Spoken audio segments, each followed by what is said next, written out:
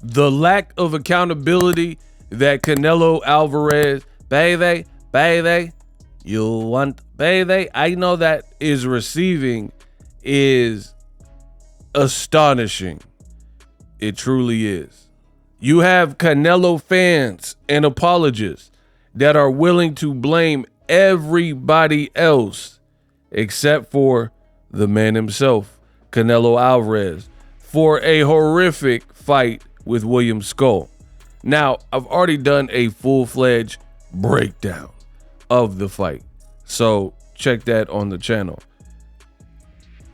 Boxing egos, what really happened. Often imitated, never duplicated.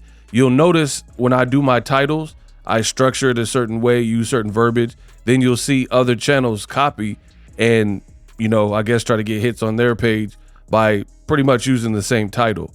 So just be clear, there are a lot of imposters. Canelo versus Scull, man. Really was a terrible fight, if I must say. Terrible fight. Now, of course, William Scull, some of the blame goes to him because this was his strategy. This was his game plan. But I think a lot more responsibility goes to Canelo Alvarez, especially as opposed to what I'm hearing. Like, I'm hearing media, fighters, and content creators. They're just like, oh, William Scull, he didn't try to win. DAZN commentary, they were doing the same thing. He didn't come to win. This is embarrassing for him. How could you not try? Blah, blah, blah. But as you see in this clip, Canelo fought Benavidez, another guy with in and out movement and some foot speed. And the fight looked the same, if not worse, because Bivol has hands and a higher IQ, and he was throwing offense. So at what point does Canelo be found liable for his participation, right? He fights Floyd Mayweather. Mayweather was right in front of him. They say Mayweather ran because you know how they do black fighters. Oh, he ran and all that, right? Didn't even happen. Floyd pieced you up. And later you fight Edeslani Lara, Cuban fighter. Say he ran. I thought Edeslani Lara won the fight. Dimitri Bivol, oh, he ran. So basically, Canelo has been boxing for his whole life, turned pro at age 15, and still doesn't know how to deal with movers and guys that are fleet-footed. That's what you're telling me. And it's actually pretty sad. Like, Canelo's the top paid guy right now, and it's pretty sad if you think about it. You've been, for over half your life, a pro fighter, and you have a problem, and you haven't solved that problem in over 15 years. I mean, that's not a good look. It's not a good look at all. Another thing that's BS about what Canelo did is post-fight, he's like, this is why I don't like fighting these guys. These guys run. They're not here to win. They just want to run. Bro, you were the guy that picked Scull. Nobody wanted to see the fight. Nobody requested this fight. We want you to fight David Benavidez. And guess what? He doesn't run. I have never seen a fight with David Benavidez where it wasn't action-packed and he fought scary, where he was timid and running. So I have zero, absolutely no remorse for Canelo. No sympathy. He's not getting any clemency, no pardon. This is his doing, because you could have even fought Jake Paul. Say what you want about the fight. It would have been a big event in America. And especially if you beat Jake Paul, because Jake Paul has a lot of haters, then people would rejoice like, yes, somebody finally beat this YouTuber, right? But nonetheless, it would have still been a very big deal and a big fight. And Canelo was up here doing videos talking about, I don't fight YouTubers. I fight real fighters, right? All right. Well, you moved your training camp or whatever to Saudi Arabia at the end, fought in Saudi. Nobody pulled up. It was a horrible fight.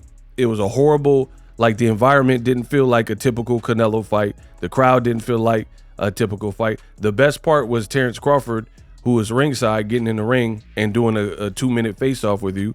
Other than that, it was trash, right? But you got your real fighter. And now you're complaining about said real fighter, talking about he ran. pathetic. The other thing that's pathetic is, like I said, you chose this man. Nobody made you fight him. Nobody said, oh, fight William Scull. You could have fought Terence Crawford straight away. Period. You guys chose this. And then I don't have no remorse for something you chose. Oh, I don't like fighting these styles. Okay, you're the man in control of your career. You didn't have to fight Scull. You elected to fight Scull. And like I said, there's a person named David Benavidez who you definitely could have fought. It would have been a bigger fight. It definitely wouldn't have felt like the Scull fight, which was promoted, underwhelming, and David Benavidez ain't there to run. So Canelo's on his own.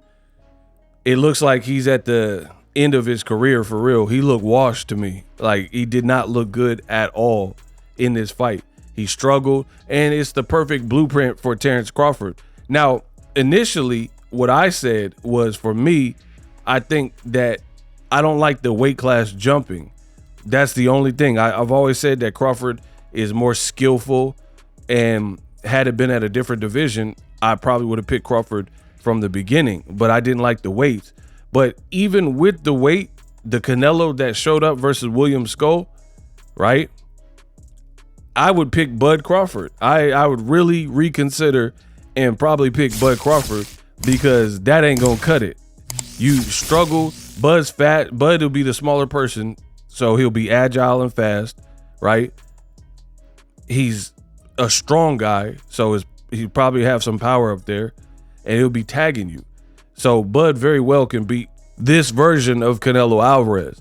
Now, if you want to make an argument for the Canelo that fought Danny Jacobs or something, that's totally different. But boxing don't work like that. Boxing has been and always will be a what have you done for me lately type of sport, period. So we're going to judge you off of what we're seeing. This version of Canelo Alvarez, I truly think Bud can beat this version.